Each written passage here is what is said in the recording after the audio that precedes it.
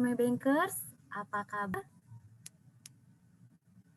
Ya, semoga sehat, happy, dan semangat, serta diberikan kelancaran dalam menyelesaikan tugasnya. Amin. Perkenalkan, saya Neza dari Sales Management.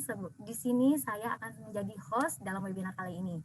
Selamat datang dan selamat bergabung dalam acara ini yang juga dihadiri oleh para komisaris dan para direksi. Sebelum kita memulai acaranya, kita sapa terlebih dahulu komisaris yang sudah datang dan sudah hadir di acara ini. Selamat sore Bapak Hendar. Baik, semoga selalu sehat. Terima kasih atas kehadirannya. Selanjutnya kita sapa terlebih dahulu para direksi kita. Selamat sore Ibu Tilana Dason, Bapak Irfan Ferizal, Bapak Effendi, dan Bapak Muhammad Dian. Terima kasih atas partisipasinya. Semoga selalu sehat. Selanjutnya kita sapa lead moderator kita yaitu Bapak Misha Hamilton selaku Head Strategy Transformation and Digital Office. Selanjutnya kita sapa pembicara kita dalam webinar kali ini yaitu Bapak Yuswo Hadi. Selamat sore Pak Yuswo Hadi. Selamat sore, Assalamualaikum teman-teman semuanya. Assalamualaikum. Ya, semoga sehat ya Pak. Alhamdulillah. Oke, selanjutnya kita akan sapa lagi Bapak Ibu PUK dan Regional Director. Selamat sore. Terima kasih atas partisipasinya. Sore. Ya, baik.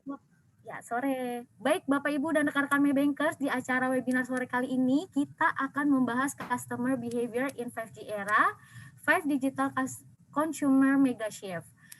Nah, menarik sekali ya topiknya ini, penasaran, pengen tahu lebih dalam mengenai Customer 5G in Era. Langsung aja kita saksikan paparan dari Pak Yuswo Hadi nanti. Jadi Bapak Ibu dan rekan-rekan Maybankers tetap stay di webinar ini karena ada hal-hal informatif yang menarik untuk disimak. Oh iya, Bapak Ibu dan rekan-rekan Maybankers bisa bertanya nanti di sesi Q&A dengan mengirimkan pertanyaan di kolom Q&A. Jadi Bapak Ibu dan rekan-rekan Maybankers bisa bertanya juga nanti di sesi Q&A dengan mengirimkan pertanyaan di kolom Q&A. Baik, langsung saja kita akan mulai diskusi interaktifnya yang akan dipandu oleh Bapak Michelle Hamilton. Silakan Pak Michelle.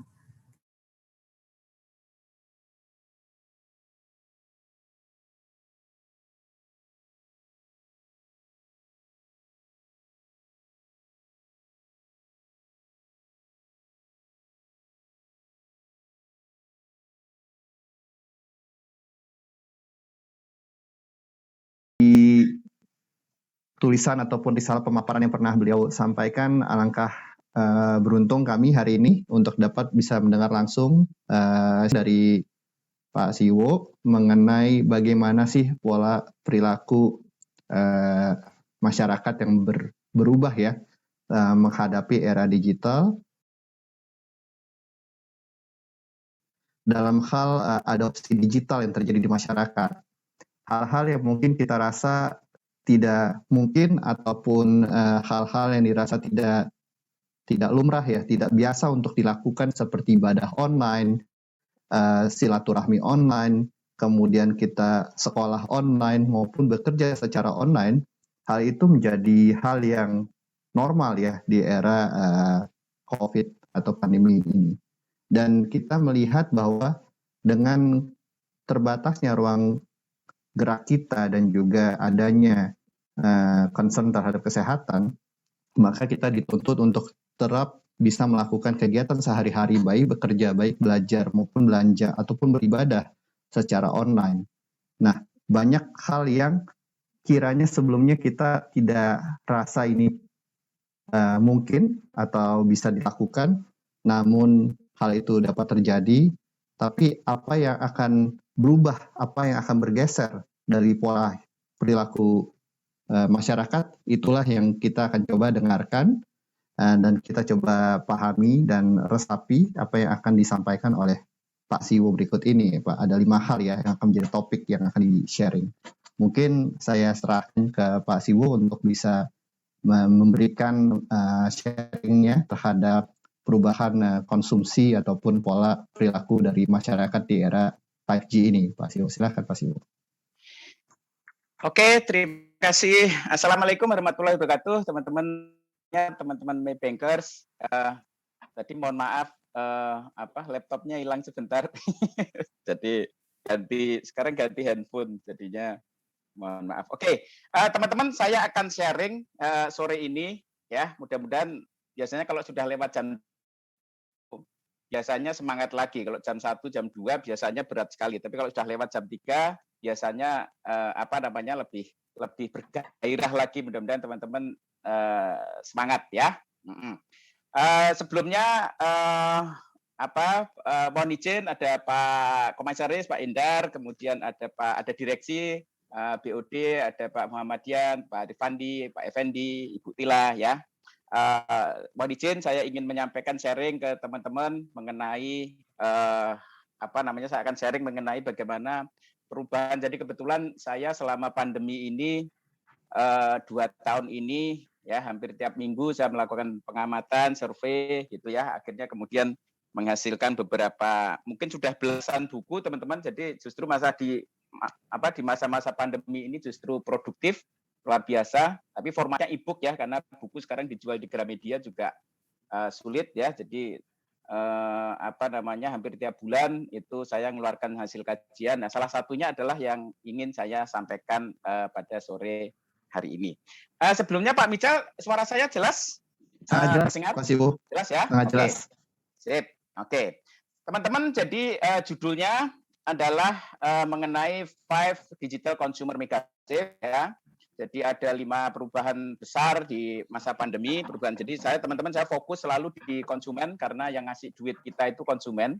Makanya ketika konsumen berubah kita nggak boleh berdiam aja, kita mesti harus berubah juga. Dan 2 tahun kita pandemi ini perubahan yang luar biasa. Maka saya nyebutnya tidak hanya shifting teman-teman ya, tetapi saya menyebutnya mega shift ya, karena memang perubahannya besar sekali. Dan ini perubahan terbesar selama abad ini ya, karena pandemi itu terakhir tahun 1918, jadi sudah 103 tahun yang lalu. Ini adalah kita nggak siap semuanya, sehingga pengaruhnya ke kehidupan kita luar biasa.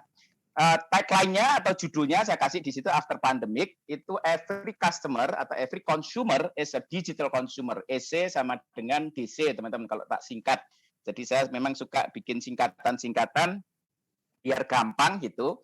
Ya, kalau dulu kita masih dikotomi bahwa ada physical consumer, ada digital consumer gitu ya, tetapi dengan adanya pandemi, maka saya berani mengatakan bahwa every consumer ya now becoming a digital consumer. Dan ini akan sangat nyata sekali, teman-teman, akan kita saksikan di perbankan ya. Teman-teman, dalam 2 tahun terakhir ini kita melihat ya luar biasa digital banking itu menjadi semua bank di Indonesia itu berlomba-lomba ya, dari yang bank besar ya, bank kecil ya, bank menengah, itu semua berusaha sekarang untuk menjadi yang top of mind ya, menjadi yang terbesar untuk digital banking. Dan sekarang mengarah strateginya kompetisinya mengarah kepada apa yang disebut sebagai financial supermarket atau financial super apps ya. Jadi kalau selama ini kita mengenal bahwa super apps itu Gojek, Tokopedia gitu ya. Ternyata nanti di banking end game-nya nanti semua pemain besar kecil ya, sekarang di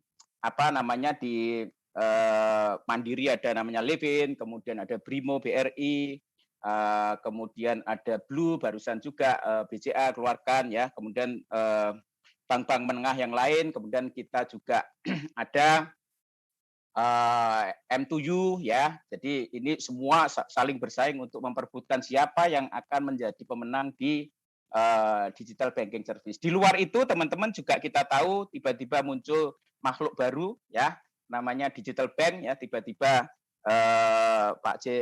Jerry Eng itu sekarang menjadi orang terkaya, salah satu orang terkaya masuk top 10 itu gara-gara dia menginisiat namanya bank digital, bank jago ya, valuasinya langsung naik luar biasa. Nah, kemudian ada Aladin dan seterusnya, jadi di syariah ya. Jadi ini bank-bank ini semua dalam waktu 2 tahun ini tiba-tiba didorong untuk go digital luar biasa ya. Oke, teman-teman, saya akan kasih beberapa hasil temuan, hasil riset saya. Jadi saya melakukan survei itu 3 kali teman-teman selama riset selama selama pandemi. Jadi pada bulan Juni 2020, kemudian bulan September saya melakukan survei untuk Outlook 2021, dan kemudian yang terakhir bulan Juni, kira-kira 3 bulan yang lalu saya juga riset terakhir saya itu persis setelah second wave gitu ya. Nah, ini saya juga akan merencanakan nanti di bulan November ini akan saya lakukan survei lagi untuk Outlook 2022. Oke teman-teman, jadi saya akan cerita dikit nanti mengenai apa itu 5 consumer mega shift. Gambarnya ada di sini teman-teman, jadi itu saya tulis yang di tengah ya. Yang di tengah yang merah teman-teman itu ada tulisannya. Jadi consumer itu di semasa pandemi itu dipaksa untuk go digital oleh COVID gitu ya. Jadi Chief Digital Officer yang paling top itu adalah COVID ya, karena memain untuk dan memaksa employee, memaksa perusahaan untuk semua go digital ya. Jadi di situ COVID itu memaksa kita untuk go digital. Go digital itu apa? Itu saya rumuskan biar teman-teman gampang. Ya, saya kalau bikin model teman-teman selalu nggak lebih dari 5 ya, atau maksimal 7 lah ya. Yang ideal itu 3 ya. Makanya ini saya bikin ada 5 perubahan besar ya kaitan dengan konsumen itu go digital ya. Yang pertama adalah go virtual ya. Migration from itu yang tulisannya migration from space to screen. Jadi dari awalnya space itu artinya fisik, kita ada ruang, tetapi kemudian kita bergeser semuanya itu via screen ya. Bisa screen itu bisa handphone, bisa laptop ya, bisa TV dan seterusnya. Jadi yang pertama mega shift yang pertama adalah apa yang saya sebut sebagai go digital, itu adalah yang pertama adalah go virtual ya, yaitu migration from space ya, from space dari ruang fisik ke screen ya, menuju ke screen ya. Semua apalagi milenial itu papah mamahnya bukan orang, tetapi papah mamahnya milenial adalah apps atau handphone ya. Jadi semuanya serba pakai screen ya. Itu yang pertama teman-teman. Itu mega shift yang pertama. Mega shift yang kedua adalah apa yang saya sebut sebagai go. Jadi go semua ya. 5 ada go semua. Yang kedua adalah go digiware atau digital everywhere ya. Jadi itu kata kuncinya adalah deepening digital adoption teman-teman ya. Jadi deepening, jadi penggunaan digital itu semakin dalam. Contoh gampangnya begini teman-teman ya, di handphone kita ya, kalau di handphone kita sebelumnya kita mungkin hanya Facebook ya, kemudian IG dan seterusnya, tetapi sejak 2 tahun ini tiba-tiba kita punya yang namanya Zoom ya. Dulu ada Zoom gitu kan. Terus kemudian ada yang namanya Spotify, ada yang namanya Netflix gitu ya, Webex dan seterusnya. Jadi penggunaan kita terhadap apps digital ini semakin luas dan semakin dalam ya, sebenarnya widening dan deepening sebenarnya ya. Jadi digital adoption itu mengalami widening, perluasan, dan kemudian deepening. Kalau deepening itu artinya apa? Artinya waktu yang kita habiskan di berbagai platform digital itu semakin banyak, karena semua aspek kehidupan kita itu akan ada di super apps atau akan ada di apps kita ya, termasuk di perbankan nanti ya. Nah, nanti akan kita lihat bagaimana persaingan di perbankan ini kaitan dengan financial super apps ya. Yang kedua go digiware, digital everywhere. Kemudian yang ketiga adalah go contactless teman-teman ya, go contactless. Jadi saya mengatakan bahwa masa pandemi melahirkan apa yang saya sebut sebagai low touch ekonomi ya. Low touch ekonomi itu adalah ekonomi di mana para pelaku ekonominya itu mengurangi persentuhan ya. Kalau di perbankan dampaknya apa? Di perbankan dampaknya adalah terbentuknya apa yang saya sebut sebagai cashless society ya. Jadi the fall of physical touch point.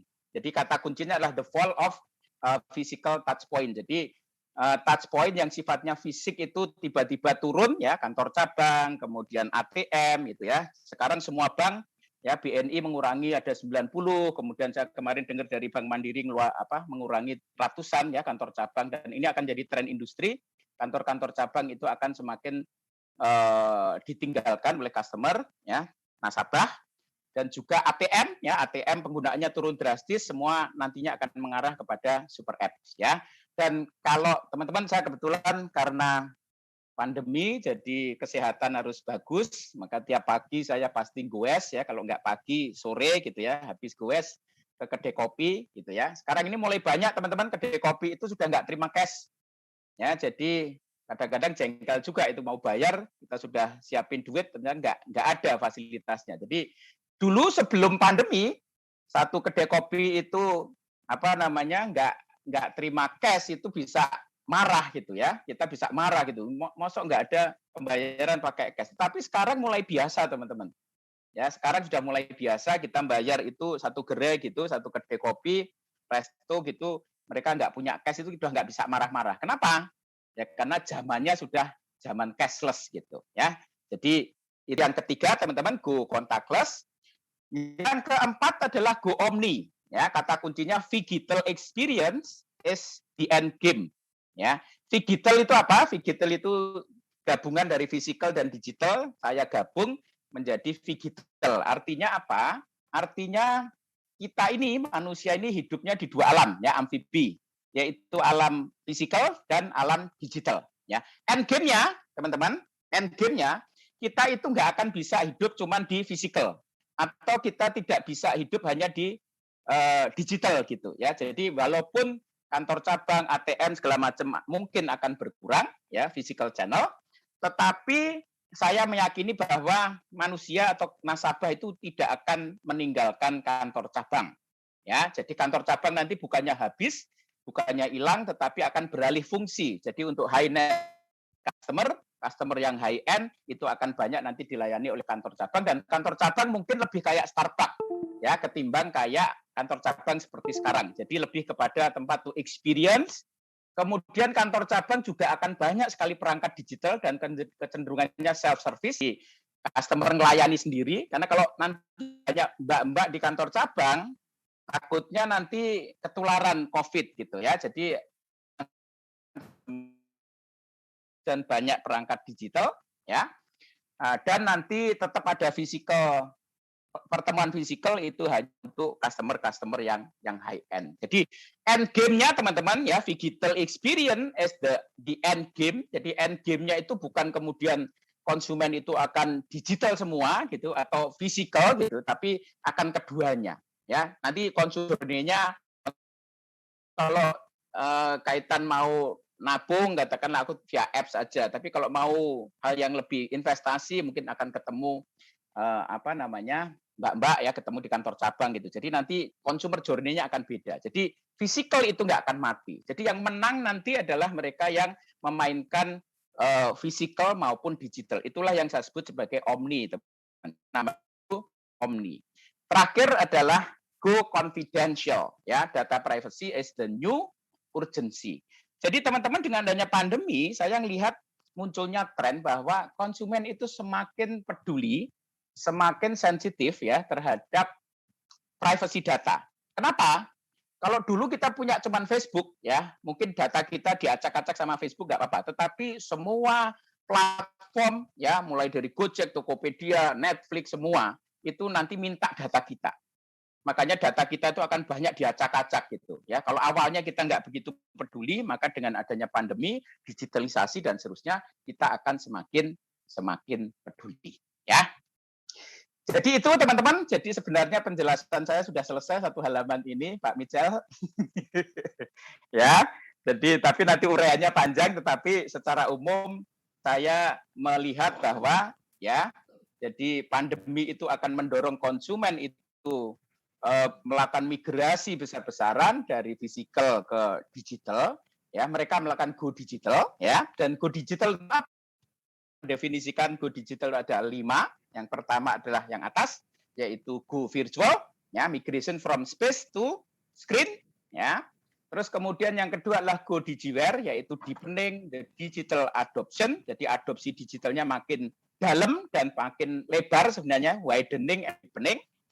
Terus kemudian go contactless, the fall of physical touch point. Jadi touch point-nya tidak hanya kantor cabang physical, tetapi juga nanti yang sangat powerful justru adalah financial super apps. Ya.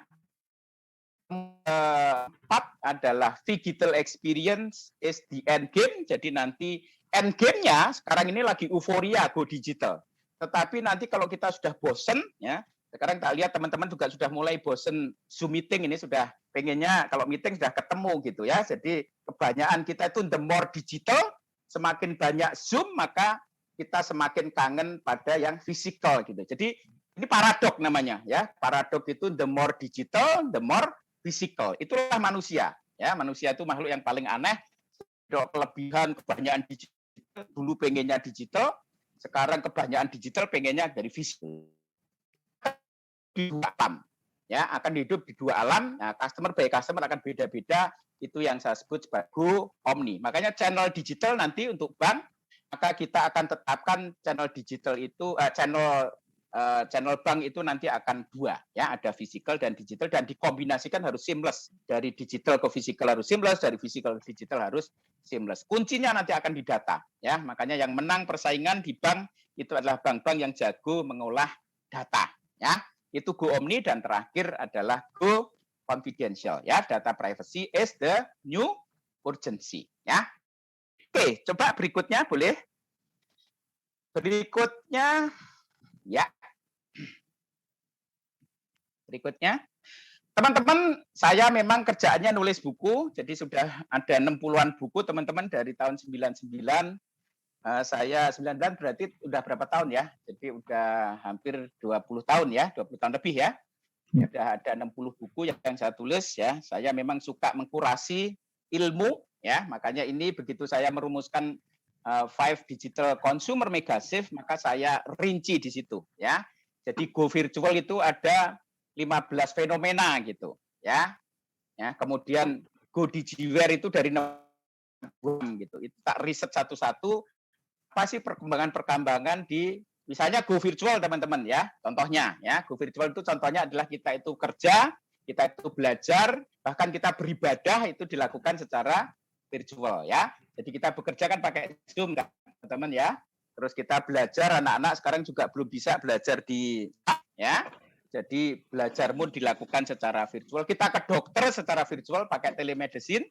Terus kemudian kita beribadah pun ya teman-teman yang Kristiani itu kalau ke gereja ya, kalau sholat Jumatan masih belum bisa, tetapi kalau di gereja khotbah itu sudah dilakukan secara virtual. Jadi apapun kita lakukan secara virtual ya. Go Digiware tadi aku cerita itu dari 16 sampai kebetulan. Oh ini belum ada bukunya, nanti buku yang cetaknya saya akan bikin, tapi ini masih berupa e-book ya. Nanti boleh kalau teman-teman mau, saya tren-trennya ada 50 ya, total ada 50 5 digital consumer mega shift ya. Go Digiware itu nomor 16 sampai 26.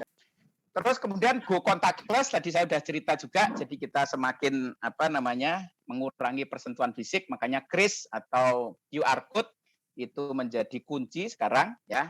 Nanti arahnya ke robot segala macam. Jadi manusia nanti, jadi teman-teman dengan adanya pandemi ini robotisasi atau otomasi itu akan semakin kenceng karena tenaga manusia itu semakin dihindari karena akan banyak persentuhan kalau manusia ya. Dari high touch ekonomi menjadi low touch ekonomi, itu go contactless. Itu nomor 27 sampai 33 ya. Terus kemudian go omni ya, go omni tadi masih ingat ya. Jadi kita hidup di dua alam, yaitu alam digital dan alam fisikal ya, itu nomor 34 sampai 42, dan yang terakhir adalah go confidential. Kita semakin peka, ada peduli lindungi ya, data kita ada di situ. Nanti kalau bocor kita jadi kita menjadi semakin sensitif gitu. Ya, ini 5 digital consumer mega shift, teman-teman. Nanti saya akan coba uraikan beberapa tren-tren dan insight yang menarik sehingga bisa jadi bahan diskusi kita sore ini. Oke, berikutnya. Terus, ya. Berikutnya. Ya. Teman-teman, saya mencoba memapping bagaimana persaingan di dalam perbankan di Indonesia. Tapi ini mappingnya masih belum keluar ini. Iya nih Pak. Nanti coba kita nanti tak boleh ditambahkan ya. M2U-nya Pak ya. Betul. M2U-nya saya tambahkan. Ini Pak Mijal, saya mencoba memapping bagaimana sih persaingan di antara bank-bank besar di Indonesia dan bank asing dan bank menengah gitu ya. Jadi saya membaginya itu ke dalam matriks Pak Mijal. Jadi matriks itu saya sebut kustomisasi dan personalisasi. Di apps ya, super super apps itu yang mereka kuat di customer experience gitu, yaitu bagaimana dia itu kustomisasi dan personalisasi. Karena di video memang termasuk M7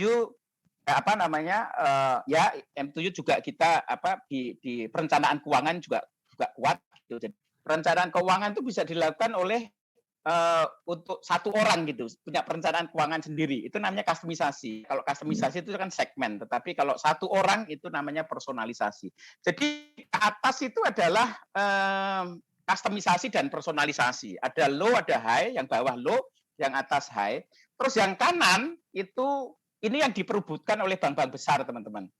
Completeness and integration. Jadi atau comprehensiveness and integration. Itu menyangkut banyaknya produk dan fitur. Jadi bank-bank besar ya, BCA, BRI, ya, kemudian Levin segala macam, ya, yang duitnya modalnya gede, itu mereka kecenderungannya memperbanyak fiturnya. Jadi dia bank-bank ini mengatakan misalnya mau liburan, ya, mau funding, lending, transaksi, kemudian payment, kemudian mau liburan, lifestyle segala macam itu ada dalam satu dalam satu aplikasi ya, namanya supermarket, financial supermarket apps atau financial super apps gitu. Nah, jadi saya lihatnya persaingannya antar bank itu seperti ini. Jadi ada yang kuat di banyaknya fitur ya, bahkan Permata itu nyebutnya ada 200 fitur katanya. Tapi ya nggak tahu bener nggak ya, tapi ngeklaimnya di media itu dia ada 200 fitur ya, jumlah fiturnya dan integrasinya itu yang ke kanan ya. Kalau yang ke atas itu adalah yang kecenderungannya jago di personalisasi dan kustomisasi gitu.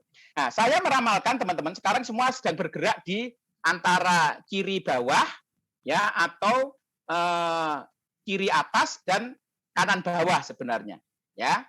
Jadi belum ada yang betul-betul kanan atas itu belum ada sebenarnya ya. Jadi tapi semuanya nanti akan kalau kayak yang gede-gede, bank-bank nasional yang gede itu arahnya ke completeness dulu. Tapi nanti kemudian dari kanan dulu, terus kemudian nanti ke atas. Semakin ke customize gitu. Tapi kalau bank-bank asing karena biasanya kekuatan teknologinya sudah, atau bank regional sudah jago, dia kecenderungannya ke atas dulu baru ke kanan gitu. Ke atas dulu baru ke kanan.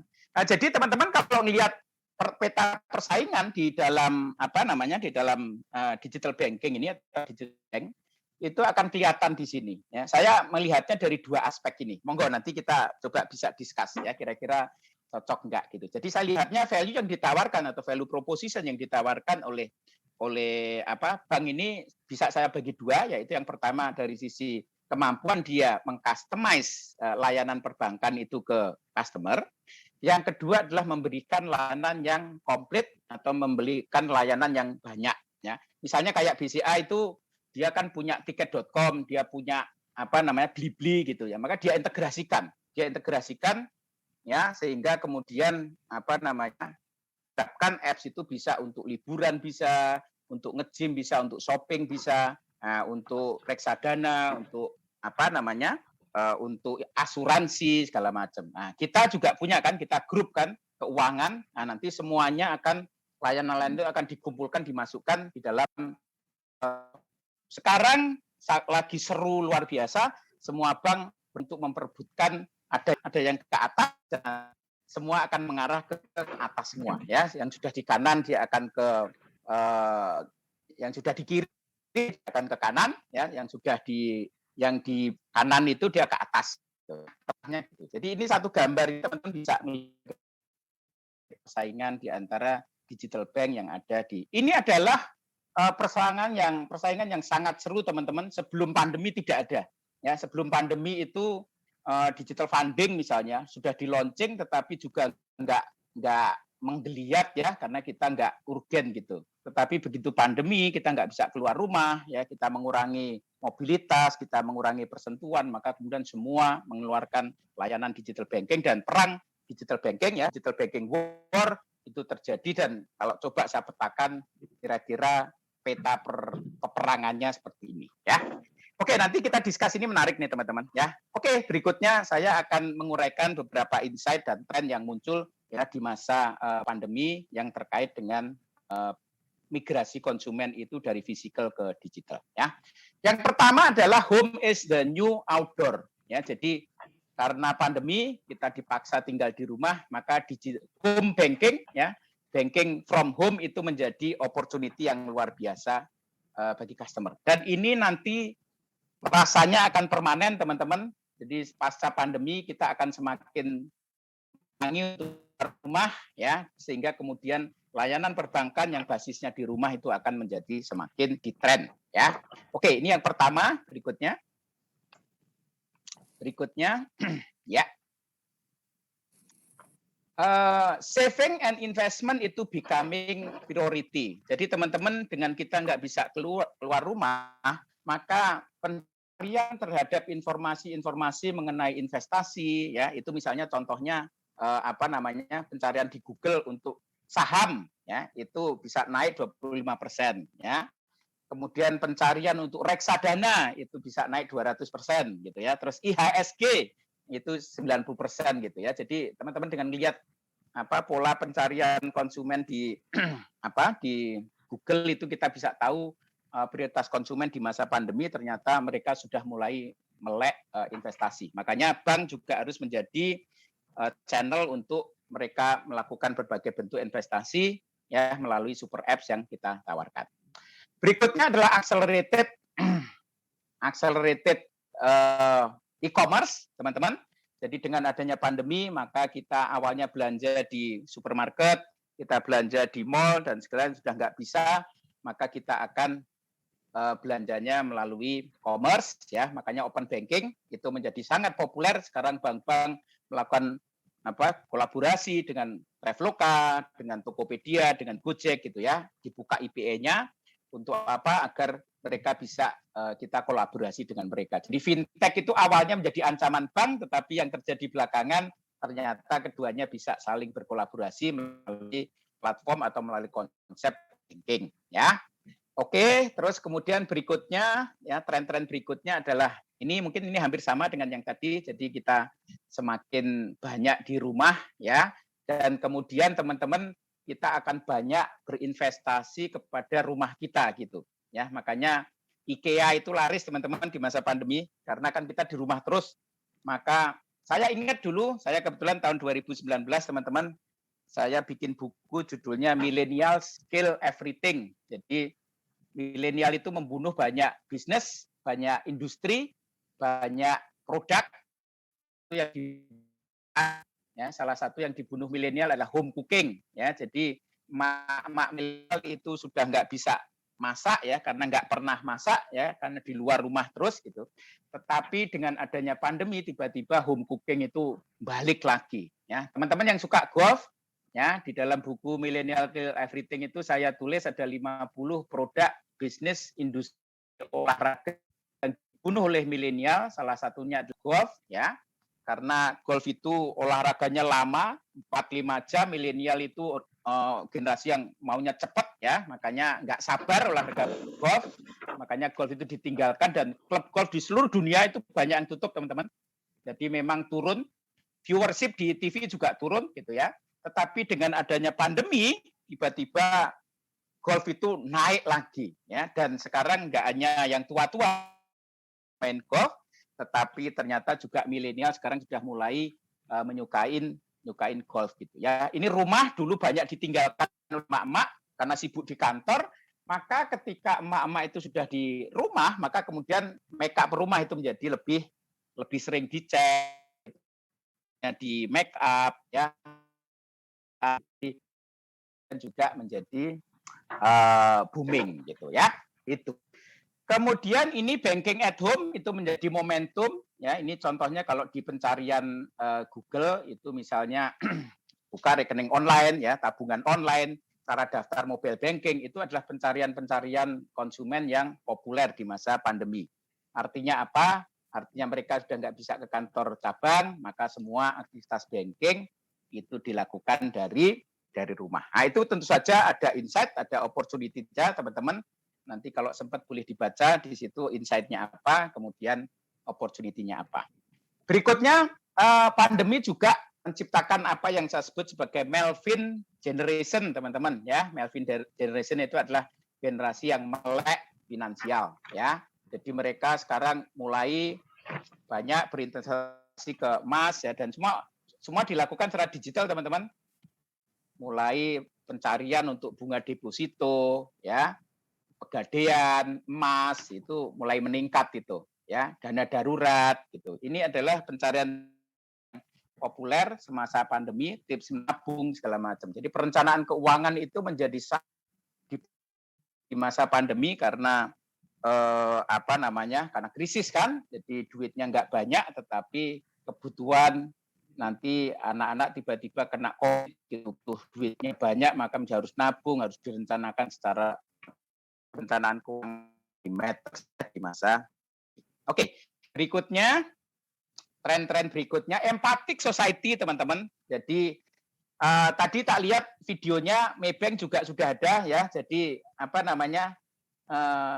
saya menyebut pandemi itu menciptakan apa yang saya sebut sebagai empathic society teman-teman. Jadi buktinya jelas. Jadi saya kebetulan punya banyak teman di dompet duafa ya, di rumah zakat gitu ya. Di masa pandemi mereka justru booming luar biasa. Kenapa?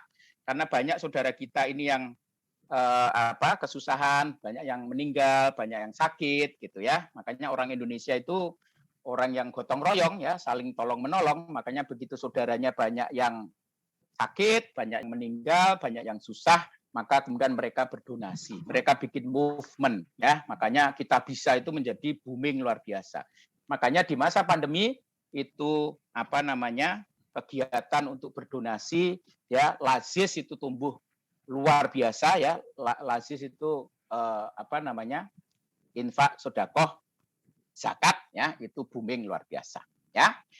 Terus kemudian berikutnya teman-teman, tren yang menarik juga, saya kebetulan sudah lakukan surveinya ketika saya tanya ya, ini bulan September 20 ya, ketika saya tanya apa kendaraan paling aman di masa pandemi, itu jawabannya 82, coba yang atas itu teman-teman, berapa ya? 82,9 ya.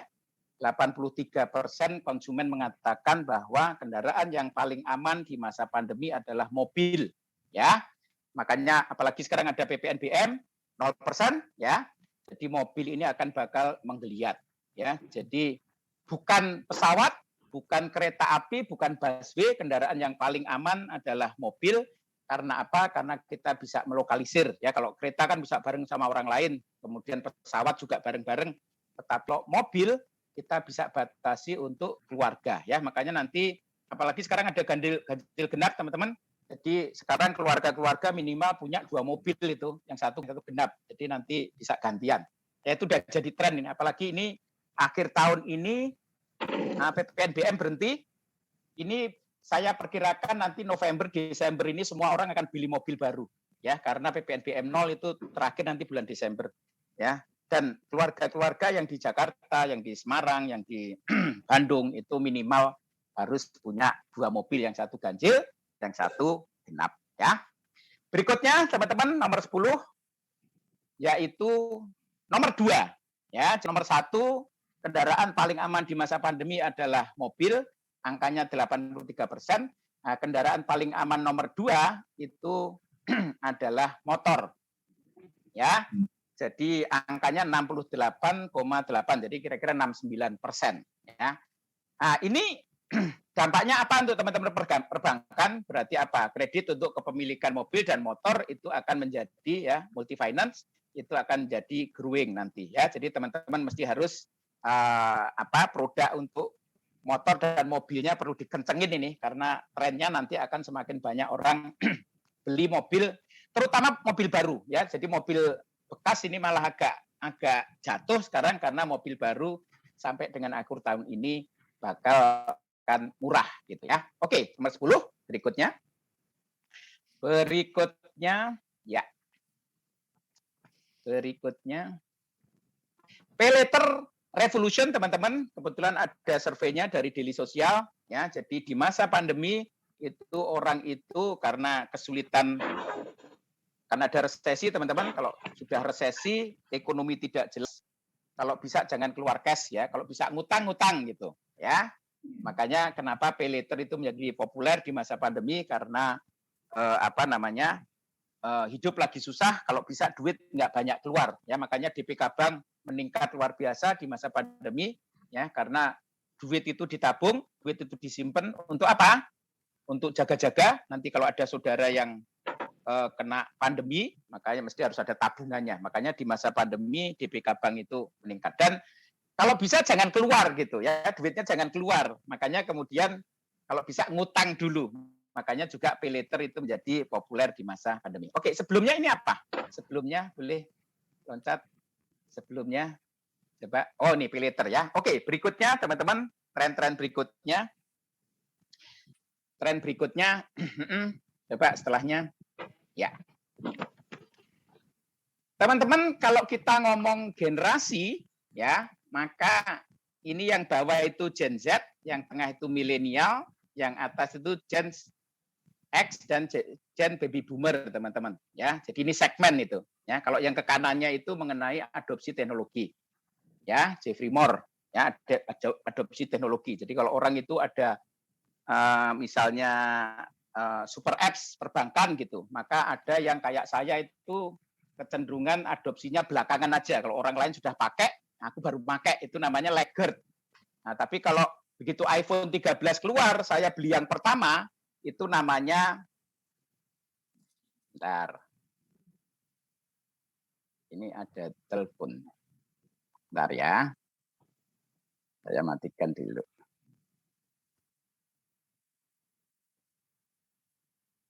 Ya, ya gitu ya. Jadi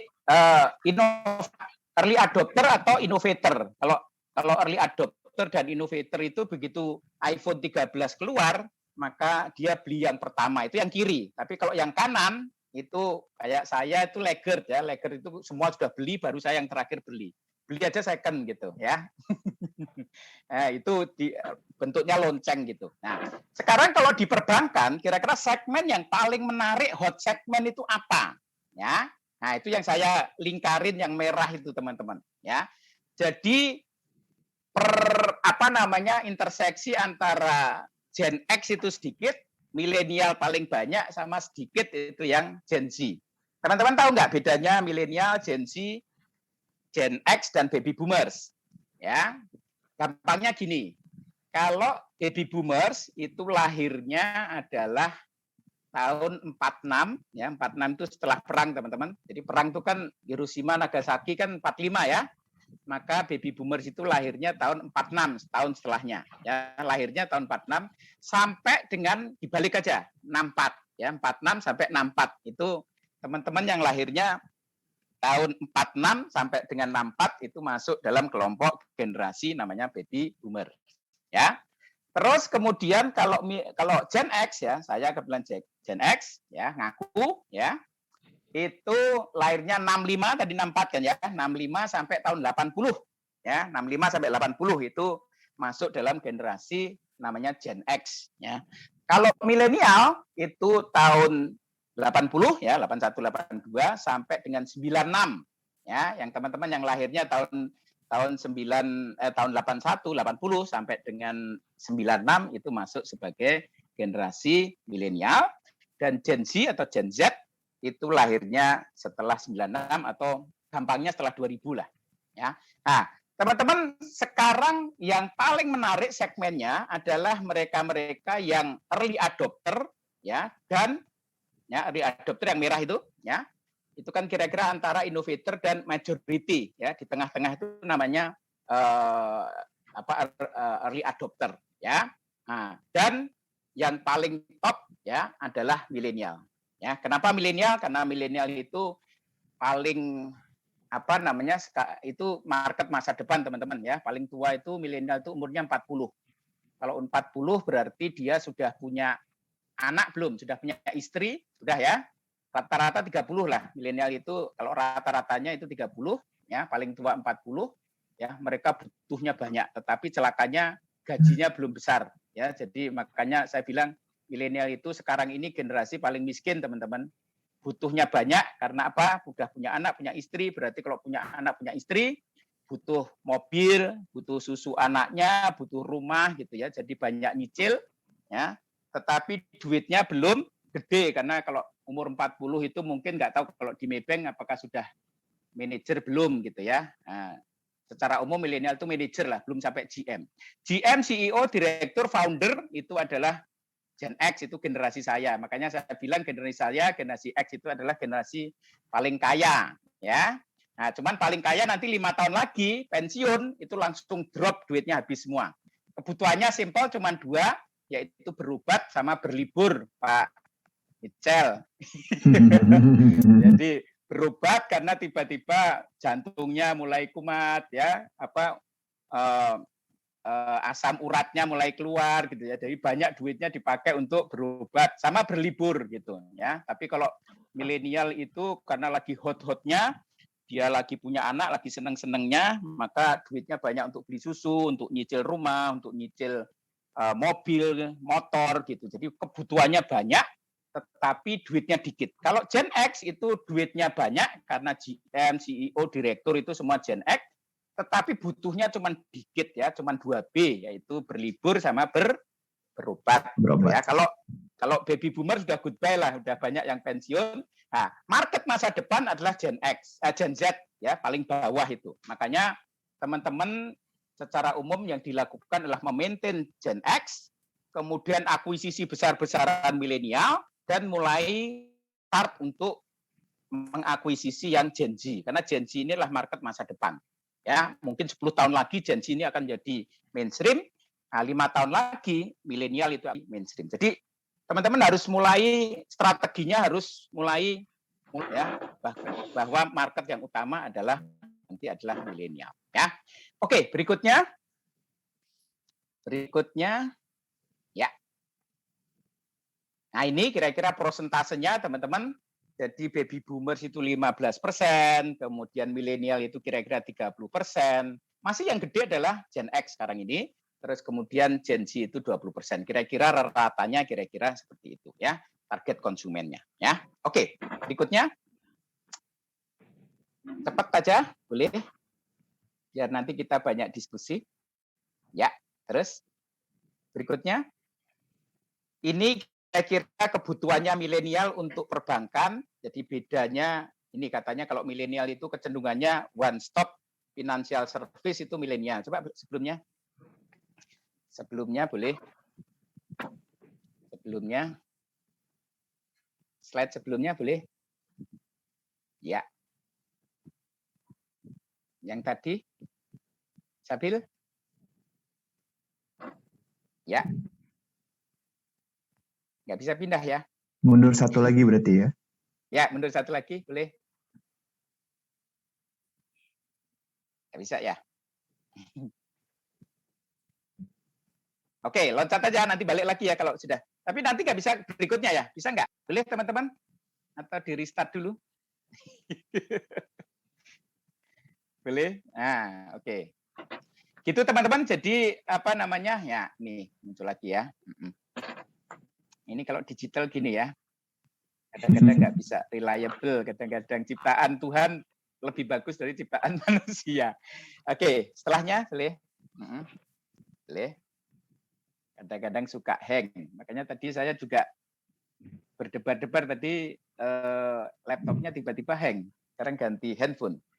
Ini teman-teman, jadi kebutuhan dari Gen Z, ya milenial, Gen X, dan baby boom itu beda-beda kaitan dengan super apps. Ya, ini misalnya kalau milenial itu seneng one stop shop financial service gitu. Kalau Gen X itu pengen yang secure gitu. Ya, terus Gen X juga pengen yang competitive price misalnya.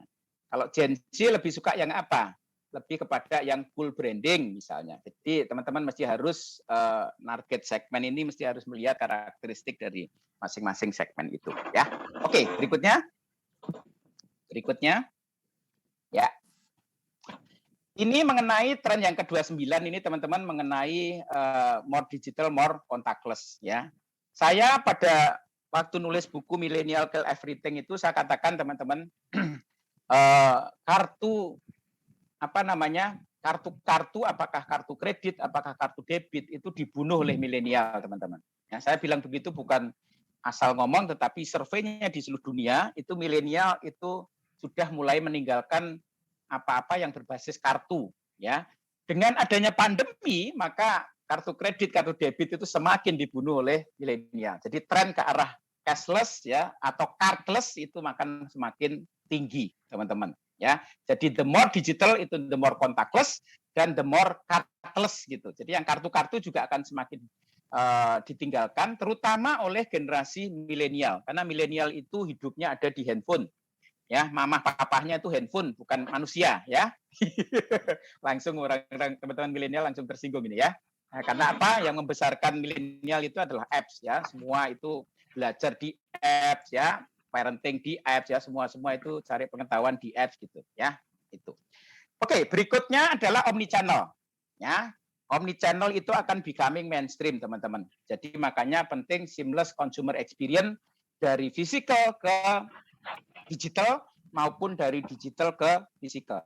Masih ingat ya, teman-teman ya, omnichannel ya. Omnichannel itu intinya konsumen itu hidup di dua alam, ya, alam physical dan alam digital, dan dia enggak kemudian ekstrim physical atau digital. Dia akan milih kalau enak belanja di Indomaret ya nggak perlu ke Tokopedia gitu. Jadi dia ambil enaknya aja gitu. Ya, dan itu segmen by segmen akan beda-beda. Ya, kalau aku belanja harian itu lebih suka di Indomaret ya aku nggak ke Tokopedia gitu. Tapi kalau beli baju, beli sepatu ke Tokopedia gitu. Jadi teman-teman harus mapping kapan konsumen ini di physical dan kapan konsumen ini di digital, dan kemudian channelnya harus disesuaikan ya. Oke, berikutnya adalah welcome digital banking, goodbye branches and ATM ya. Saya bikin survei nih teman-teman ya, coba kita baca sebentar ya. Jadi pertanyaannya, setelah saya divaksin, saya tetap memilih layanan aplikasi digital banking dibanding ke ATM untuk kebutuhan transaksi harian. Pertanyaannya itu ya. Saya memilih digital banking dibanding ke ATM untuk kebutuhan transaksi harian. Jawabnya 81% itu setuju ya. Jadi artinya setelah divaksin konsumen itu akan semakin meninggalkan ATM dan akan mengarah kepada financial super apps ya, ke apps digital apps ya. Terus yang kanan ya, coba kita baca, dengan adanya perkembangan aplikasi digital banking, saya semakin, coba balik lagi. Nah, ini loncat-loncat ya. Nah, yuk. Dengan adanya perkembangan aplikasi digital banking, saya semakin tidak tertarik untuk datang ke kantor cabang. Ya, jawabannya berapa? 57% itu setuju, 43% itu tidak setuju. Ya, jadi artinya masih ini 60-40 ya, teman-teman ya. Jadi artinya kantor cabang masih cukup menarik. Tapi trennya memang mereka akan semakin beralih dari kantor cabang ke digital apps ya. Oke, berikutnya ya. Berikutnya stabil. Kayak gini teman-teman, digital brands itu tadi saya sudah sedikit cerita ya, digital brands itu akan semakin nggak banyak orang, kecenderungan semakin self services ya, terus kemudian kantor cabang juga lebih mendekati kayak cafe atau mendekati kayak Starbucks gitu ya. Terus kemudian banyak sekali perangkat digital ada di dalamnya ya, kecenderungannya akan arah semakin ke sana. Artinya semua bank juga harus mulai bertransformasi ya untuk mengikuti pergeseran atau perubahan yang ada di konsumen ini ya. Ini teman-teman yang saya katakan tadi, the fall of card-based transaction ya. Jadi mereka sudah mulai meninggal, terutama anak-anak milenial ini yang card mulai ditinggal ya. Itu contohnya saya bikin pertanyaan, dengan maraknya teknologi contactless payment, QR code dan lain-lain, saya semakin tidak tertarik dengan produk berbasis kartu ya. Itu jawabnya 55 ya. Tetapi ini angka ini cukup besar teman-teman. Jadi dan trennya mereka itu akan semakin, terutama milenial akan semakin meninggalkan transaksi yang sifatnya card based ya. Oke, berikutnya lagi, apalagi yang menarik fenomenanya, ini insight untuk teman-teman. Jadi nanti kita nyusun strategi, nggak boleh kalau tidak melihat perubahan yang ada di konsumen ya. No more physical customer service teman-teman. Jadi pertanyaannya ya, itu saya baca, layanan call center di masa post vaksin yang paling nyaman digunakan itu adalah live chat, ya, live chat customer service itu 76% mengatakan ya. Jadi nanti yang call center yang basisnya voice itu juga untuk anak-anak milenial semakin nggak suka, dia lebih suka kepada yang chat based melalui sosial media, melalui IG, melalui Facebook, melalui Twitter, ya. Ini juga pergeseran yang luar biasa, ya, terutama milenial itu mereka lebih nggak yang suara, ya, tetapi lebih kepada yang basisnya chat. Ya, ini ngomong channel ini untuk customer service berikutnya. Ya. Oke. Customer confident in data privacy, ini yang menarik teman-teman, temuan yang menurut saya menarik. Jadi orang Indonesia ternyata nggak begitu, tadi kalau saya katakan bahwa konsumen itu semakin peduli sama privacy, tapi ternyata di Indonesia nggak seperti itu sepenuhnya gitu ya. Jadi ketika tak tanya di situ, saya tidak mempermasalahkan data pribadi ya, upload KTP, selfie, foto KTP, biometri, dan seterusnya untuk verifikasi untuk pembuning di aplikasi fintech. Ya, jadi ketika ditanya, saya tidak mempermasalahkan, maka sekitar 58% mengatakan, jadi kalau datanya kita nyerahkan data kita, itu mereka oke, ya, nggak mempermasalahkan. Artinya data 48% mengatakan mereka datanya itu nggak masalah, ya. Jadi tapi kalau di Barat itu mereka sangat sensitif. Indonesia menurut saya lebih lebih kondusif, ya. Dia lebih nggak apa-apa datanya digunakan oleh bank, ya. Oke, saya kira itu Pak Michal. Mungkin untuk rangkuman saya akan balik ke yang belakang tadi mengenai yang 5 mega safe, consumer mega safe. Boleh balik ke sebelum kita tanya jawab, saya akan mengulang lagi mengenai perubahan besar di consumer. Boleh ditampilkan yang 5 digital consumer mega safe, Sabil? Ya. Untuk rangkuman, masih ingat ya teman-teman ya. Jadi sebenarnya satu slide ini semua sudah selesai teman-teman. Jadi yang pertama adalah bahwa COVID itu mendorong konsumen itu untuk go digital, ya, yang tengah itu, ya, yang tengah yang merah itu. Jadi COVID itu mendorong konsumen go digital, ya. Go digital itu apa? Go digital ada 5. Yang pertama go semua ini ya. Yang pertama go virtual, yaitu migrasi dari space ke screen, ya. Yang kedua itu go digiware, ya, digital everywhere, yaitu deepening of digital adoption, jadi adopsi digitalnya makin deepen, makin dalam, ya. Yang ketiga go contactless, yaitu the fall of physical touch point, ya. Physical touch point itu ATM, kantor cabang, ya, mbak-mbak CS, ya, itu physical touch point. Itu the fall of physical touch point, itu go contactless, ya. Kenapa? Karena nasabah semakin tidak pengen banyak bersentuhan dengan sesama orang, ya, sentuhannya dengan platform digital, makanya go contactless. Yang kelima adalah go omni, masih ingat ya teman-teman ya, kita hidup di 2 alam, kita ini amfibi, yaitu hidup di alam fisikal dan alam digital, ya. Dan the end game-nya, ya, kayak film ini, ya, end game-nya itu adalah yang menang, bank yang menang, bukan bank yang sangat digital atau bank yang sangat fisikal, ya, tetapi adalah bank yang mengkombinasikan channel digital dan fisikal, dan beralih dari fisikal ke digital dan digital ke fisikal itu berlangsung secara seamless, ya, secara gampang, ya, user experience-nya itu gampang gitu, ya, nggak ribet gitu. Makanya simplicity itu penting di dalam layanan super apps tadi itu. Dan terakhir yaitu go confidential, yaitu data privacy is the new urgency, ya. Konsumen akan semakin peduli terhadap data-data yang digunakan oleh bank, ya, karena sekarang ini banyak kasus, ya, kebocoran, ya, penyalahgunaan segala macam, makanya mereka akan semakin peduli terhadap data privacy. Gitu Pak Michal, mudah-mudahan uraian saya bisa membawa insight, ya, teman-teman kebayang gitu, ada something yang baru dan kita mesti harus respon dengan cepat ya agar kita bisa tetap kompetitif. Siapa yang cepat, siapa yang lincah, dan siapa yang tepat, saya menyebutnya agility ya. Saya bilangnya agility. Agility is your most valuable asset in the era of pandemic ya. Jadi aset terbesar Anda di masa pandemi bukan duit banyak, kantor yang besar, karyawan yang banyak, tetapi adalah agility, yaitu kecepatan, kelincahan, dan ketepatan kita dalam merespon perubahan.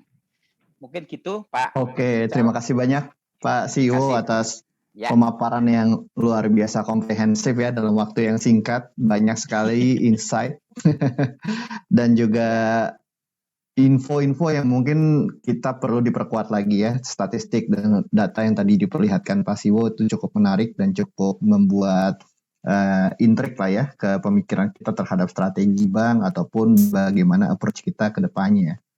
Mungkin sebelum saya mencoba menanyakan beberapa pertanyaan, saya mau mengundang dulu ini mungkin Pak Hendar selaku komisaris atau Ibu Tila, Pak Effendi yang masih ada bersama kita ini, apakah ada pertanyaan yang mau dicoba didiskusikan sama Pak CEO ini? Monggo. Silakan. Mungkin saya dulu ya Pak. Ya silakan Pak Hendar. Monggo Pak Hendar. Ya Pak Hendar. Ya Pak Hendar. Terima kasih banyak atas sharingnya luar biasa. Saya termasuk boomer tadi Pak. Jadi Wah, Pak Hendar milenial ini, Pak Hendar milenial. Tapi harus confident Pak. Saya Gen X yang sangat confident Pak. Walaupun milenial sekarang di atas angin Pak. terima kasih Ya. banyak atas. Ya, mari Pak. Tadi Bapak katakan bahwa memang ujungnya salah satu ya Pak dari shifting itu adalah keseimbangan antara digital sama digital ya Pak. Tidak bisa hanya salah satu ya. Kemudian yang menjadi pertanyaan adalah bagaimana ya kita menentukan seberapa besar kita harus physical, seberapa besar porsinya harus digital ya. Apa saja yang harus kita lihat karena customer kita ini kan ada yang mungkin yang di corporate dan sebagainya. Faktor-faktor apa yang harus kita lihat? Ya. Aja Pak, terima kasih banyak sekali sharingnya Pak. Ini untuk baby boomer. Terima kasih nih Pak Hendar atas pertanyaannya. The confident baby boomers Pak, harus Pak. Gen X ya, the confident Gen X. Nah itu Pak. Kita memang generasi yang sudah lewat Pak, tetapi harus tetap optimis. Ya. Oke Pak Hendar, jadi teman-teman ya, makanya kita perlu memapping namanya consumer journey. Ya, jadi consumer journey itu beda-beda. Untuk tabungan akan beda, untuk lending akan beda, untuk transaction akan beda gitu ya. Makanya memang perlu teman-teman memapping. Memang ada surveinya. Saya sering melakukan survei untuk mapping consumer journey. Mulai dari dia aware terhadap produk, kemudian ada intensi untuk beli, ya, terus kemudian membeli. Ya, setelah membeli masuk menjadi customer, ya, terus setelah menjadi customer dia menggunakan.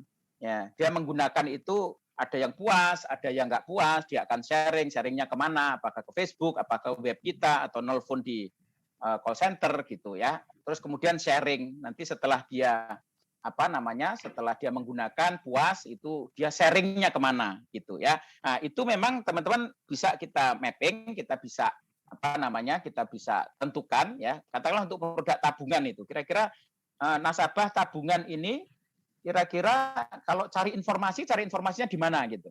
Kalau dia mau membeli, apakah di kantor cabang atau lewat super apps gitu, misalnya ya. Nah, itu bisa di mapping. Nah, dari situlah tadi ada kalanya dia itu channel yang dia pakai itu bisa physical, bisa di digital gitu.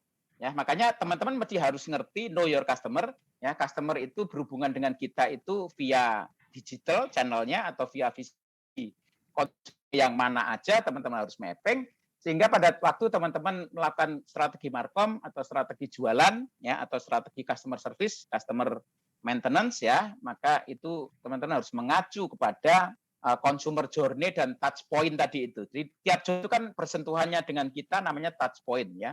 Touch point kita itu bisa via ATM, bisa kantor cabang, ya bisa tenaga call center, ya bisa melalui sosial media. Ya, mereka bisa berhubungan dengan kita melalui IG, ya, komen di IG gitu. Nah, itu memang harus di mapping Pak Endar. Nah, terus dari situ kita akan tahu ya mereka menyambangin kita di mana aja, maka di tiap channel yang kita punya, kita mesti harus ngapain, strateginya apa, itu kita nanti bisa rumuskan atau kita jalankan. Itu Pak Hendar, secara umum. Terima kasih banyak Pak. Terima kasih Pak Hendar atas pertanyaannya. Ya. Mungkin saya coba mengundang yang direksi lain, Pak Siwo ya, untuk bertanya mungkin ya. Pak Effendi, Silakan. boleh? Sini Pak Effendi nih, kayaknya udah siap-siap nih Pak Effendi. Pertanyaannya bisa bertubi-tubi kalau Pak Effendi. Satu aja pertanyaan saya sebenarnya. Saya dari tadi kan kalau kita lihat paparan tadi Pak, kayaknya semua akan mencoba ke sana gitu kan ya. Bagaimana? Betul. Nah, artinya untuk memenangkan pertandingan di sana. Tapi kan kita juga ingat kalau kita berarti kan ini bukan hanya maunya, tapi juga harus ada investasinya lah ke arah sana kan. Betul. Tapi kita juga tahu bahwa customer yang khususnya milenial mungkin juga dan yang itu kan tidak ada yang namanya apa ya,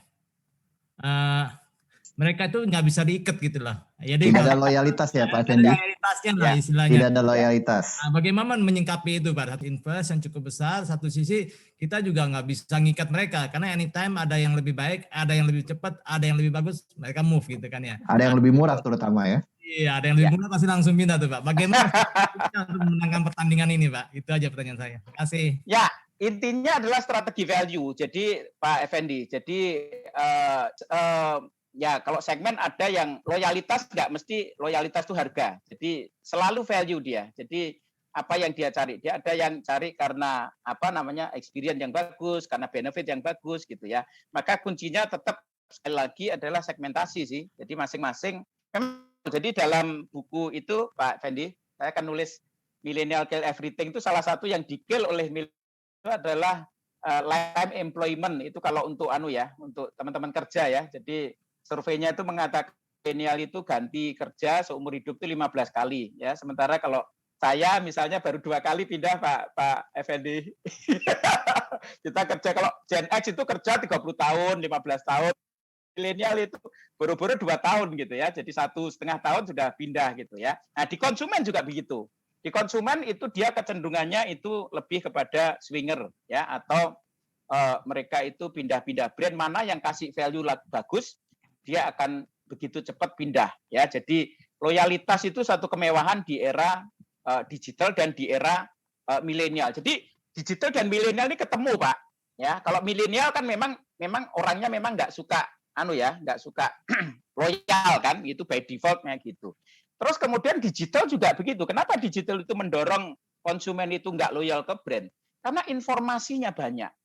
Ya sebenarnya brand itu kan mekanisme untuk orang itu dalam mengambil keputusan itu shortcut sebenarnya. Oh kalau Coca-Cola pasti bagus gitu. Oh kalau McD pasti bagus. Kalau Starbucks pasti bagus. Tapi dengan adanya searching, dengan adanya customer recommendation, dengan adanya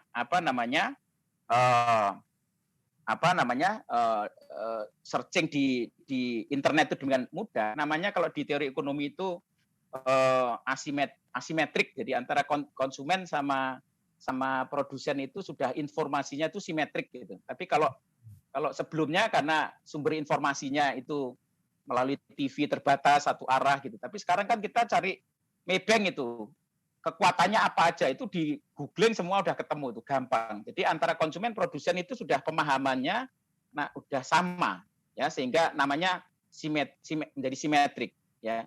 Brand itu dibutuhkan ketika terjadi anomali. Sehingga ketika dia nggak ngerti ya dia depend on ke brandnya gitu.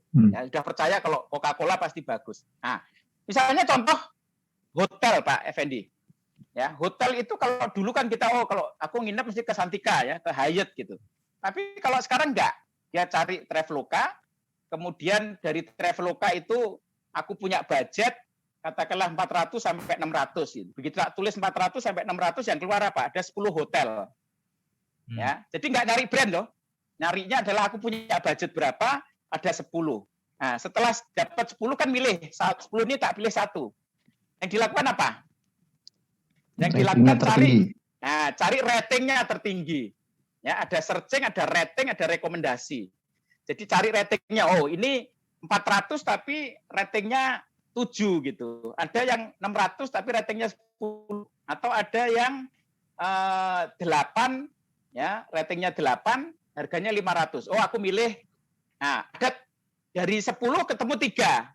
Ya, misalnya ketemu 3. 600, 400, 500 gitu. Masih bingung. Yang dilakukan apa lagi? Mas Michel. Baca komen. Yang dilakukan adalah customer recommendation. Dilihat rekomendasi. Oh, ini apa? Nginep di hotel A, tetapi waduh nasi gorengnya nggak mateng misalnya. Oh, ini telurnya kurang enak. Komen-komennya dibacain satu-satu ya, Nah, Pak. dibacain semua. Ya, kolam renangnya nggak bersih gitu misalnya. Ya. Nah, sehingga apa? Kita cari hotel bukan brandnya yang dicari, tetapi value. Value itu apa? Value itu benefit dibagi harga. Jadi benefitnya paling banyak, harganya paling murah. Ya, itu milenial itu. Nah, makanya bank juga begitu. Nanti orang cari super apps, ya, itu cari yang benefitnya paling banyak, harganya paling murah. Nah, itu namanya more for less. You get more, you pay less. Nah, itu bikin bangkrut produsen itu. Itu Pak Effendi. Jadi memang dengan adanya internet, saya nyebutnya itu digital disruption, dan adanya millennial disruption, dua itu menyebabkan memang semakin sulit para produsen. Artinya harus value fokus gitu. Betul-betul kita itu sudah mungkin brand sudah nggak bisa diharapkan, kekuatannya ada di value yang kita tawarkan. Ketika value kita terbaik, maka milenial itu akan cari brand kita gitu. Kita pas jelek ya ditinggalkan gitu. Jadi sangat dinamis gitu. Gitu Pak Effendi. Yeah. Makasih Pak. Yeah. Oke, terima kasih banyak Pak Effendi atas pertanyaannya. Sebelum saya masuk ke yang lain, mungkin direksi masih ada yang mau bertanya atau Bu Tila? Jika tidak, mungkin saya coba bacakan ya. Ada satu Q&A ini, Pak Siu, Pak Paulus Colot ya. Jadi pertanyaannya, bagaimana business challenges dalam pelaksanaan digital transformation? Bicara tentang priority, culture, constraint dari sisi budget, waktu, legal, infrastruktur, dan lainnya. Ya. Makanya teman-teman, saya tadi di penutup sebelum beralih ke Pak Michel, tadi saya bilang bahwa agility is your most valuable asset in the pandemic gitu ya. Teman-teman, sekarang ya contohnya Garuda itu kurang apa ya? Duitnya banyak, tetapi kemudian utangnya juga banyak gitu ya. Karyawannya banyak gitu ya. Tetapi dengan ya Garuda itu utangnya ada 70 triliun Pak Michel. Jadi duit semua itu. Terus nambah tiap bulan itu 1,4 triliun gitu ya. Jadi kena pandemi gini udah nggak bisa apa-apa. Jadi kayak dinosaurus gitu, mau noleh aja susah gitu. Nah, tetapi malah perusahaan-perusahaan yang relatif kecil, mereka justru punya agility, ya punya kecepatan gitu dan ketepatan. Sehingga saya mengatakan, nah, ketepatan itu kalau kita ngomong digital di internal, ya itu kecepatan dalam melakukan digital transformation sebenarnya. Kalau teman-teman bisa cepat ya meluncurkan super apps ya dan berubah terus gitu ya. Sekarang ini kan produk kan nggak ada yang final, namanya produk is always beta gitu ya, berubah terus. Kalau teman-teman IT udah biasa kan. Itu frustasi Pak, kita minta rubah mulu nanti. Nah makanya, tapi konsumen berubah, maka kita harus berubah terus. Makanya sekarang ini nggak ada yang nggak berubah. Jadi produk will always beta gitu ya. Produk itu nggak ada sempurna-sempurna, tapi makanya sekarang itu ada namanya lean innovation ya, ada growth hacking ya, itu artinya memang kita ini harus berubah. Nggak ada produk itu yang selesai gitu. Jadi terus berubah. Sama nanti super apps ini, nah ini mungkin teman-teman bisa ngambil insight dari Levin itu. Saya kebetulan tadi kemarin pagi saya ada siaran radio dengan teman-teman dari Levin. Mereka itu ngomongnya versioning itu katanya. Jadi ada version 1.0, 2.0, 3.0. Jadi nggak ada ininya, nggak ada habisnya. Jadi produk itu nggak akan final, ditambah terus, sempurnakan terus gitu. Nah itulah esensi dari agility sebenarnya. Makanya teman-teman mesti harus ketika di luaran berubah kayak begitu, maka kita di dalam mesti juga harus agile, kita harus cepat transformasi yang paling cepat gitu. Transformasinya butuh 5 tahun, sementara bank lain 2 tahun, kan berarti kan kita kalah cepat kan berarti go to marketnya juga akan lebih lambat kita. otomatis kita tidak dipilih oleh konsumen karena konsumen akan milih yang lebih bagus gitu ya, yang lebih cepat gitu. Kira-kira gitu sih. Jadi ujung-ujungnya cover Pak Michel. Ujung-ujungnya walaupun perubahan market apapun, ujung-ujungnya adalah kemampuan kita untuk melakukan digital transformation. Dan kalau kita ngomong digital transformation memang duit penting, tetapi yang paling penting adalah orang-orang ini untuk cepat ya, cepat melakukan bikin super app ya, terus diimprove terus itu sama untuk menjadi. Ini kan sekarang semua nih lagi apa namanya? Kita dengan M2U, kemudian Mandiri dengan Levin, si BCA dengan Blue, terus dengan BRI dengan Brimo dan seterusnya. Kan cepet-cepetan ini ya. Mana yang nanti akan diinginkan oleh konsumen gitu ya. Kecepatan itu kuncinya kalau di dalam adalah digital transformation. Bagaimana kita bertransformasi. Itu orang kuncinya, di orang. Oke, Pak Bijal. Oke. Terima kasih Pak Sio. Mungkin sebelum kita tutup, saya sendiri ada pertanyaan nih Pak Sio, kalau boleh ya. Nah, kalau sebelum pandemi Pak ya, mungkin kita kan yang namanya mau mempush digitalisasi itu sudah effort yang dilakukan mungkin lebih dari 5 tahun Pak ya. Hanya akselerasi telah terjadi selama pandemi itu terjadi gitu ya. Dimana mungkin sebelum pandemi 75% aktivitas masih dilakukan secara fisikal gitu ya. Dan di saat pandemi ini semua mungkin 75% atau lebih ya dilakukan secara digital. Apakah tren ini akan berlangsung Pak Siwo? Kemudian tadi yang seperti Pak Siwo katakan ya, manusia itu kan cenderung paradoks ya Pak ya. Kalau kelebihan digital sekarang orang maunya mungkin ketemu fisik ya. Tapi kedepannya apakah yang kita lihat hari ini akan sustain ya Pak Siwo ya? Behavior perubahan dan consumer shifting-nya ini Pak Siwo. Oke, teman-teman Pak Michel.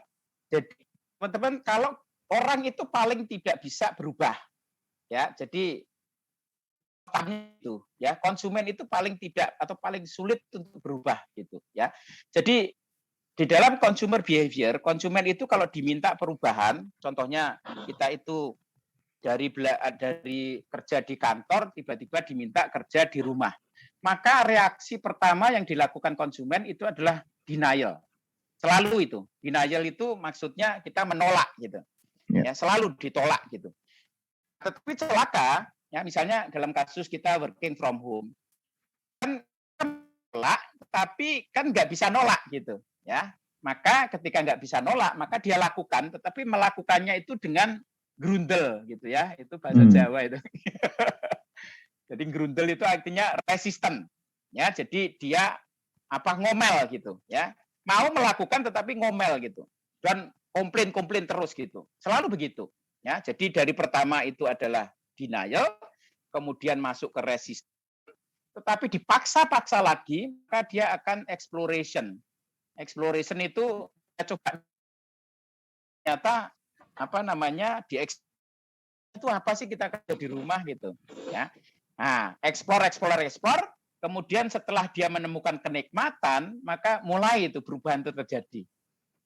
Nah, dan berlangsung 2 bulan, 3 bulan, 2 tahun, maka kemudian menjadi habit, ya, menjadi habit, ya, artinya komitmen, habit itu komitmen gitu, ya. Nah, teman-teman, kalau sudah menjadi habit, maka dia akan balik ke semula itu prosesnya akan sama. Dia akan kalau kan kita dari lama ke baru, kita sudah di baru, kan pengennya balik ke lama lagi. Nah, kalau mau balik ke lama lagi, prosesnya sama. Pertama denial dulu.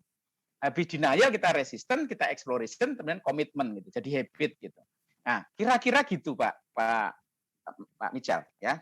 Kita kalau kita kerja di rumah ya. Jadi setelah 2 tahun ini kita sudah mulai enak kerja di rumah. Maka kalau kita diminta untuk di kantor, maka kita akan denial lagi, kita akan resisten lagi gitu. Ya. Nah, ini tinggal nanti misalnya working from home saya perkirakan akan permanen Pak Michel. Kita akan separuh di rumah, enak di rumah. Terus terang sekarang ini begitu kita sudah mulai mau balik ke kantor lagi agak Pak Michel, karena keenaan saya kerja di rumah. Betul. Kalau kerja terus di kantor, wah repot itu.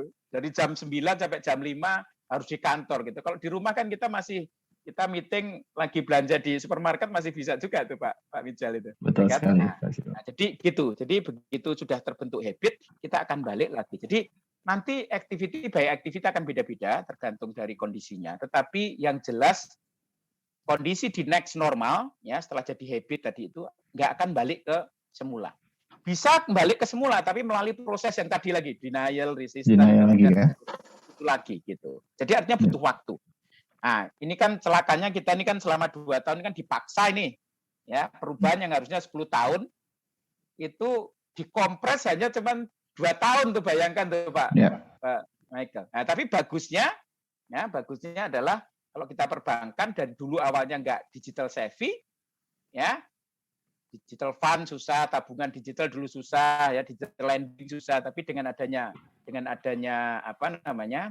pandemi itu alhamdulillah mereka menjadi migrasi digitalnya jadi lebih cepat. Gitu, Pak Mical.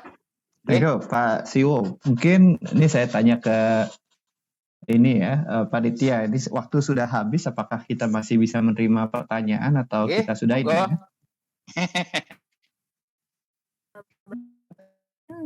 Bisa jawab. Satu lagi ya. Oke. Satu lagi boleh? Masih ada satu Q&A ini. Jadi pertanyaannya, saat ini banyak fenomena komunitas di ranah anak milenial. Bagaimana potensinya jika di-customer-kan dengan customer behavior? Dan bagaimana fenomena sosial media dengan hadirnya banyak influencer akan mempengaruhi bagaimana kita menentukan suatu strategi produk? Ya. Teman-teman, kalau di dalam marketing, ya semakin kita yang ngomong, semakin tidak dipercaya. Itu rule of thumb-nya begitu. Semakin orang lain yang ngomong, maka semakin dia dipercaya. Ya, teman-teman yang bergerak di PR itu tugasnya adalah mendorong orang lain, ya wartawan, influencer, ya KOL untuk ngomong baik tentang kita. Ya, makanya saya juga yang lalu, 2008 berarti berapa tahun yang lalu ya? 2008, 13 tahun yang lalu ya. Saya nulis buku judulnya Crowd, ya, Marketing Becoming Horizontal, Your Customer is Your Salesman, ya, Your Customer is Your Salesman. Jadi dengan adanya sosial media ini teman-teman, kekuatan jualan itu berpindah dari marketer ke konsumen, ya. Jadi konsumen itu, teman-teman kemarin dengar kasusnya bir brand ya, tiba-tiba bir brand itu diburu kayak begitu. Ya, nah itu yang yang masang videonya itu kan customer. Kalau yang masang itu Nestle, maka orang nggak percaya semua gitu ya. Terus kemudian teman-teman juga kemarin kan viral yang namanya BTS Meal gitu ya, BTS Meal ya. Ada namanya ARMY ya. ARMY itu adalah fansnya BTS gitu ya. Jadi kalau yang ngomong BTS ya itu orang nggak percaya, tapi kalau yang ngomong ARMY karena bukan BTS orang akan lebih percaya gitu. Jadi di era internet, di era sosial media, kekuatan konsumen sebagai salesman ya itu menjadi luar biasa besar. Dan dengan adanya sosial media, dengan adanya IG, dengan adanya Facebook segala macam, kita punya banyak platform yang kita bisa mengengage ya atau mengaktifasi para influencer atau para KOL ya atau para customer yang advocate itu untuk ngomong bagus mengenai kita ya, namanya evangelis ya, ilmunya namanya evangelis marketing. Jadi konsumen ini menjadi evangelis kita, menjadi advocator kita. Makanya sekarang ini itu yang saya sebut marketing horizontal, Pak Mical. Ya, kalau marketing vertikal itu kita ngiklan di TV, kita ngecap. Ya namanya kecap kan nomor 1 di dunia ya kecap kita gitu kan. Nah, nggak ada kecap tuh nomor 2 kan, nomor 3. Kecap tuh pasti nomor 1, itu ngecap namanya. Nah, di TV, melalui radio, melalui billboard. Itu namanya vertikal marketing. Kalau horizontal marketing kita menggunakan ARMY ya, BTS menggunakan ARMY untuk ARMY yang ngomong gitu. Ya, bir brand menggunakan customer yang sudah merasakan kehebatan bir brand sebagai katanya untuk pemulih kesehatan katanya, padahal nggak benar juga gitu ya, tapi customer percaya, terus customer ngomong ke customer yang lain ya, namanya word of mouth. Jadi evangelism itu kata gampangnya itu mouth to mouth atau word of mouth. Bahasa Jawanya namanya gedok tular ya, itu gedok tular. Itu marketing yang paling ampuh adalah marketing gedok tular gitu. Mbak siapa tadi? Siapa yang tanya? Dari Anonymous ya, pertanyaan Anonymous, di chat box ya. Ya. Oke, ini Kebetulan sudah ada di tengah-tengah kita ada Pak Taswin Zakaria nih, Pak Siwo sebagai selaku Pak presiden Dirut. direktur kita. Salam kenal. Iya nih. Iya, mungkin diskusi kita hari ini cukup menarik ya, banyak ilmu. Sekali lagi tadi kita dengar bahwa tren kedepannya perilaku masyarakat bershifting ya, akan fokus ke arah ke lebih digital ya Pak ya. Dan generasi yang akan menjadi generasi mendominasi adalah generasi milenial dan Gen Z ya. Kita harus punya strategi yang tepat bagaimana kita bisa memahami kebutuhan mereka dan memberikan solusi yang tepat sesuai dengan value yang mereka inginkan ya Pak ya. Dan 5 hal yang harus kita pahami ya, ada go virtual, go digiware, go contactless, go omni, dan go confidence. Di mana ini semua yang membuat behavior akan berubah ya. Dan disinilah kita sebagai pelaku industri harus mampu untuk memahami tren yang terjadi dan bagaimana kita meresponnya ya dengan mempunyai suatu strategi yang tepat. Dan kata kuncinya tadi ya Pak ya, kita harus agile, kita harus cepat, cekatan, teliti, detail, dan tepat dalam memilih strategi kita untuk terus bisa berinovasi maupun berkompetisi di era digital ini. Kurang lebih seperti itu kali ya Pak Siwo. Terima kasih banyak atas waktunya, atas insight-nya, atas informasinya. Sangat bermanfaat dan berguna. Saya kembalikan kepada MC mungkin. Terima kasih. Baik, terima kasih Pak Michelle. Wah, sangat seru sekali dan menarik sekali ya webinar sore kali ini. Benar-benar informatif, tapi tidak terasa sudah jam 5. Nah, kita harus mengakhiri acara ini. Sekali lagi terima kasih kepada Bapak Komisaris, Bapak Ibu Direksi PUK, Regional Director, Pak Michelle, seluruh Maybankers, dan juga Pak Yusuf Hadi atas pemaparan yang mendalam dan menarik sekali. Semoga dalam webinar ini kita bisa mendapatkan manfaat agar kita bisa memberikan yang terbaik untuk nasabah. Mohon maaf apabila ada kekurangan. Saya Neza, pamit undur dulu. Terima kasih, selamat sore. Salam sehat, tetap semangat. Sampai jumpa. Salam sehat. Terima kasih semuanya. Terima kasih teman-teman semuanya. Terima kasih. Waalaikumsalam warahmatullahi wabarakatuh. Terima kasih Pak Siwo. Terima kasih banyak. Terima kasih.